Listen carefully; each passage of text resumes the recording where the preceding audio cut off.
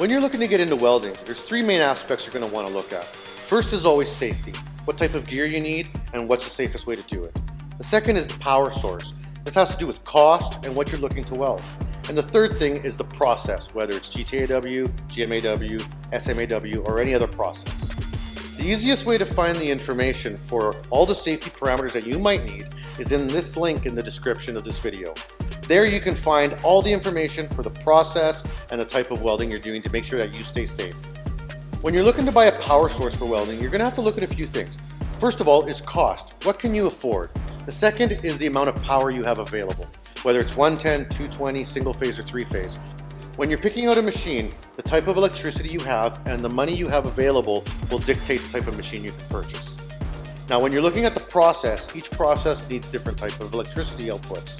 And when you're looking at the machines, make sure you look at three things: the voltage it can carry, the amperage, which is the heat, and the duty cycle. Duty cycle might be the single most important part of buying a welding machine. That means how long the machine can sustain the heat that it says it can give you. If a machine can do 300 amps, that's great, but if it can only do it for 30 seconds, that's not good enough. But if a machine can only do 100 amps, but it can do it all day, that might be a more useful machine for you to have in your garage.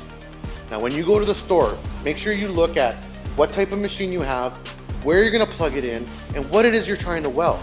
If you're just fixing things around the house, or you're just looking to get into the hobbyist side of welding, or you're just trying to learn, don't pick something that's overly expensive. Pick something that's versatile, perhaps an inverter. Inverters are very versatile and becoming more and more popular. They can do all types of welding and at a lower cost.